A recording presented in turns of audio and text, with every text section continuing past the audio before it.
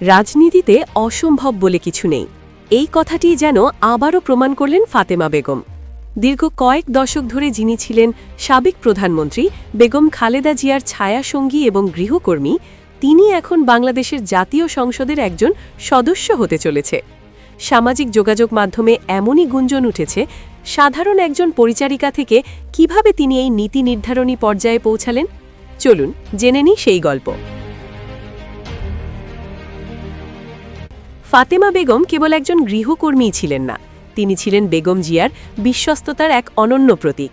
বিশেষ করে ২০০৮ সালের পর থেকে যখন বেগম জিয়া বিভিন্ন চড়াই উতরাইয়ের মধ্য দিয়ে যাচ্ছিলেন, তখন ফাতেমা ছিলেন তার সার্বক্ষণিক সঙ্গী।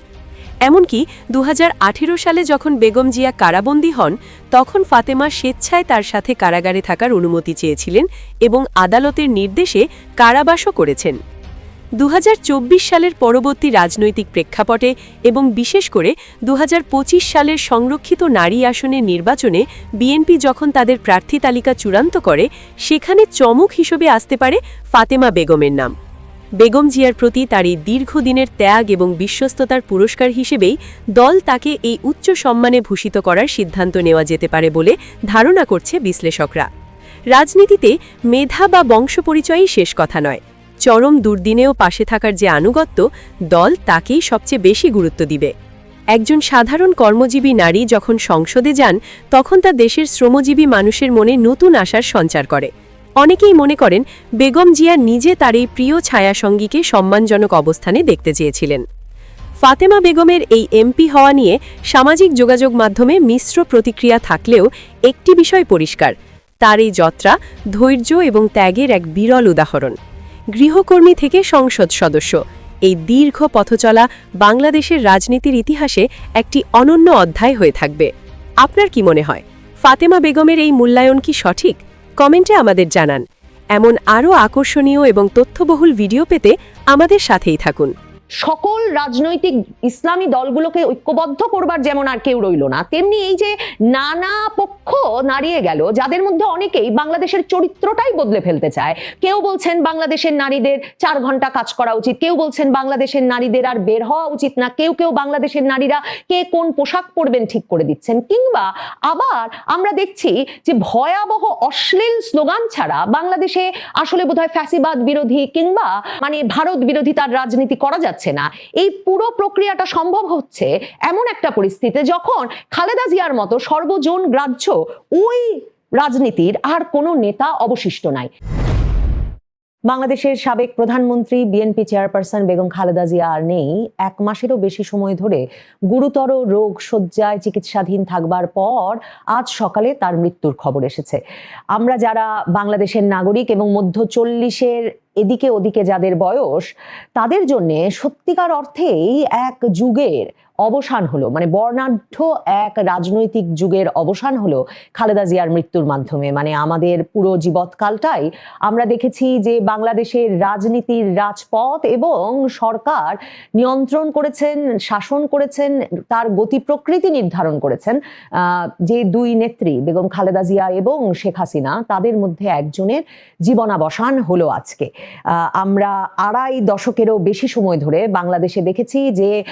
রাজনৈতিক দল গঠনের সক্ষমতা নাই, রাজনীতি করবার তেমন অভিজ্ঞতা নাই, জনসমর্থনে শূন্য এমন ব্যক্তি এবং প্রতিষ্ঠানগুলোর একটি অংশ দেশি বিদেশি প্ররোচনায় এই 2 নেত্রীকে সরিয়ে দিলেই বাংলাদেশের রাজনীতির কি মঙ্গল হবে, সেই তত্ত্ব প্রচারণা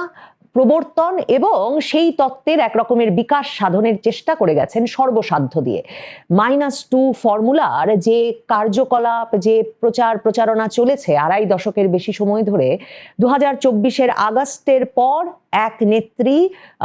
রাজনীতি থেকে, বাংলাদেশ থেকে নির্বাসিত হয়েছেন। আরেক নেত্রী দেশে ছিলেন বটে, কিন্তু তিনি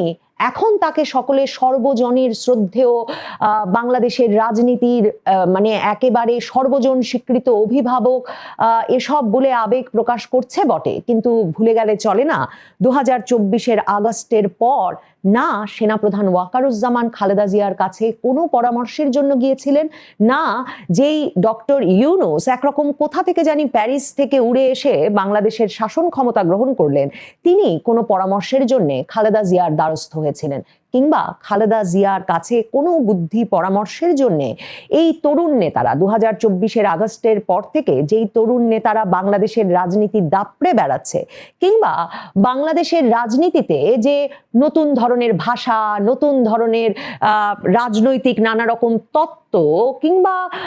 নতুন এক রাজনৈতিক ধারার দিকে বাংলাদেশকে ঝুঁকে পড়তে দেখা যাচ্ছে, তাদেরও কাউকে কিন্তু খালেদা জিয়াকে পরামর্শ নিতে বা খালেদা জিয়ার সঙ্গে কোনো আলাপ আলোচনা করতে 2024 আগস্টের পর যেতে দেখা যায় নাই। কারণ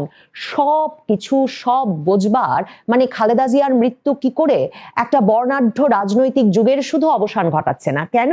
বাংলাদেশের রাজনীতি পাল্টে দেবে সেটা বুঝতে হলেও আসলে সেই জায়গায় ফিরে যেতে হবে যে কেন -2 এত জরুরি ছিল, কেন খালেদা জিয়ার দীর্ঘদিনের রাজনৈতিক মিত্র জামায়াতে ইসলামী সহ ইসলামপন্থী দলগুলো, যে দলগুলো খালেদা জিয়ার নেতৃত্বে রাজপথে গ্রহণযোগ্য হয়ে উঠেছে, যে দলগুলো খালেদা জিয়ার নেতৃত্বে দীর্ঘ সময় বাংলাদেশের রাজনীতিতে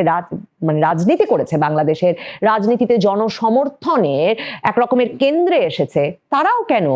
এই আগস্টের পর এখন বলছে বটে যে খালেদা জিয়া তাদের সকলের রাজনৈতিক নেত্রী ছিলেন, কিন্তু তখন মানে সেই সময়টায় যখন খালেদা জিয়া বুদ্ধি পরামর্শ দিতে পারতেন, কিংবা বাংলাদেশের সত্যিকার অর্থে যে ক্রান্তিকালের কথা এখন বলা হচ্ছে, সেই ক্রান্তিকাল যখন শুরু হলো তখন যে কেউ তার কাছে গেলেন না, তার কারণ আসলে সেখানেই নিহিত যে বাংলাদেশের 4 দশকের বেশি সময়ের রাজনীতিতে এই দুই নেত্রী এতটাই অবিসংবাদিত হয়ে উঠেছেন যে তাদের সরিয়ে না দিলে শেষ পর্যন্ত বাংলাদেশের রাজনীতিকে ওলট পালট করে ফেলার কোনো সুযোগ তৈরি হয় না। এই যে এত বছর ধরে তারা যা রাজনীতি করছেন সব ভুল, এই দুই নেত্রীর ভেতরকার যে ধরনের একটা রাজনৈতিক রেষারেষি, যে রেষারেষি এর চেয়ে অনেক আক্রমণাত্মক ভাষায়, এর চেয়ে অনেক শত্রুতাপূর্ণ ভাষায়, এমনকি পশ্চিমের ডেভেলপড গণতন্ত্র, উন্নত গণতন্ত্রের দেশ ব্রিটেনে, আমেরিকায়, কানাডায়, অস্ট্রেলিয়ায় আমরা দেখি, পত্রিকার পাতার শিরোনাম হতে দেখি, সেটাকে বাংলাদেশে যেন দুই নারীর ঝগড়া, দুই নেত্রীর একটা বিশেষ চরিত্রগত দুর্বলতা সেই হিসাবে প্রকাশ করে দুই নেত্রীর যে রাজনৈতিক ত্যাগ তিতিক্ষা তাদের রাজনীতির কেন্দ্রে থাকার মাধ্যমে বাংলাদেশের রাজনীতির যে পরিমাণ মানে রাজনৈতিক নেতৃত্বের যে জনঘনিষ্ঠ হয়ে ওঠা এবং বাংলাদেশের রাজনীতিকে ক্যান্টনমেন্ট থেকে বের করে রাজপথে নিয়ে আসা, এই বিষয়গুলোকে একরকম তুচ্ছ করা হয়েছে দীর্ঘ সময় ধরে। বাংলাদেশের রাজনীতিতে খালেদা জিয়া এক অনন্য চরিত্র এই কারণে যে বাংলাদেশের প্রথম নারী প্রধানমন্ত্রী তিনি, শুধু তাই নয়, তিনি পৃথিবীর মানে মুসলিম সংখ্যাগরিষ্ঠ দেশগুলোর মধ্যে দ্বিতীয় নারী প্রধানমন্ত্রী। মুসলিম সংখ্যাগরিষ্ঠ দেশ পাকিস্তানে প্রথম নারী প্রধানমন্ত্রী হয়েছিলেন বেনজির ভুট্টো, বেনজির ভুট্টোকেও আততায়ীরা সরিয়ে দেয়। খালেদা জিয়া বাংলাদেশে প্রথম নারী প্রধানমন্ত্রী হয়েছিলেন, সে কারণেই তিনি শুধু অনন্য বৈশিষ্ট্যের অধিকারী তাই নয়, তিনি ছিলেন বাংলাদেশের ইসলামপন্থী দলগুলোর একজন সর্বজন গ্রাহ্য নেতা, যিনি কিনা একই সঙ্গে একই মঞ্চে ইসলামী ঐক্যজোট, জামায়াতে ইসলামী সহ ইসলামপন্থী দলগুলোকে আনতে পারতেন, যিনি কিনা এক কক্ষে বাংলাদেশের নানা আকিদার, নানা পথে বিভক্ত ইসলামপন্থী বা ডানপন্থার রাজনীতিমুখী দলগুলোকে একত্র করতে পারতেন, যিনি বাংলাদেশের সেনা সদরে জন্ম নেওয়া, ক্যান্টনমেন্টে জন্ম নেওয়া রাজনৈতিক দল বিএনপি, সেই বিএনপিকে একই সঙ্গে একটা ইসলামী আত্মপরিচয় মানে ধর্মভিত্তিক জাতীয়তাবাদের আত্মপরিচয়ের রাজনীতির মাধ্যমে একটা ইউনিক রাজনীতির সূচনা করেন বাংলাদেশে। সেই অর্থে যে রাজনীতি আওয়ামী লীগের সেকুলার ধর্মনিরপেক্ষতার রাজনীতির বিপক্ষে বা বিরুদ্ধে একটা সত্যিকারের অন্য রাজনীতির সূচনা করবে কিংবা অন্য রাজনৈতিক শক্তিকে শক্তিশালী করে তুলবে, সেই রাজনীতিকে তিনি যেমন নেতৃত্ব দেন, বাংলাদেশি জাতীয়তাবাদের রাজনীতিকে তিনি যেমন নেতৃত্ব দেন, যেখানে তিনি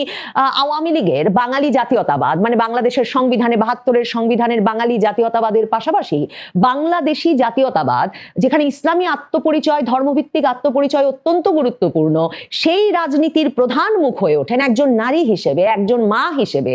একটা মুসলিম সংখ্যাগরিষ্ঠ দেশে, এবং তিনিই কিনা বাংলাদেশের অপরাপর সকল মুসলিম ধর্মভিত্তিক ইসলামী ধর্মভিত্তিক রাজনৈতিক দলের সর্বজন গ্রাহ্য নেতা হয়ে ওঠেন, যা কিনা বাংলাদেশের ধর্মভিত্তিক রাজনৈতিক দলগুলোকে ধর্মীয় প্রতিষ্ঠান থেকে রাজপথে গ্রহণযোগ্য রাজনৈতিক শক্তি হিসেবে প্রতিষ্ঠিত করতে গুরুত্বপূর্ণ ভূমিকা রাখে। মানে আমি এখন যখন চিন্তা করি, বা যে কেউ যখন চিন্তা করবেন যে একটা মুসলিম সংখ্যাগরিষ্ঠ দেশে একজন নারী, তিনি এই পুরো রাজনৈতিক শক্তিটার নেতৃত্ব দিচ্ছেন, এবং তিনি সেই রাজনৈতিক শক্তির নেতৃত্ব দেওয়ার মাধ্যমে বাংলাদেশের মতো একটা দেশে, যেখানে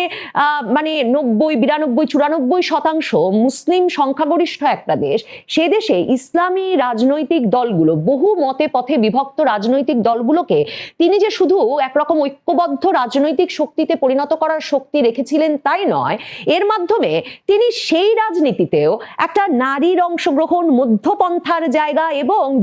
গ্রাহ্যতার জায়গা প্রতিষ্ঠা করতে পেরেছিলেন। সে কারণেই সম্ভবত -2 বাংলাদেশে এত জরুরি হয়ে পড়েছিল। বাংলাদেশের রাজনীতি নানাভাবে পাল্টে যাচ্ছে খালেদা জিয়ার জীবনাবসানের মধ্য দিয়ে, কিংবা খালেদা জিয়াকেও রাজনীতির পরিসরে আসতে না দেওয়ার মাধ্যমে সেই 2024 আগস্ট থেকে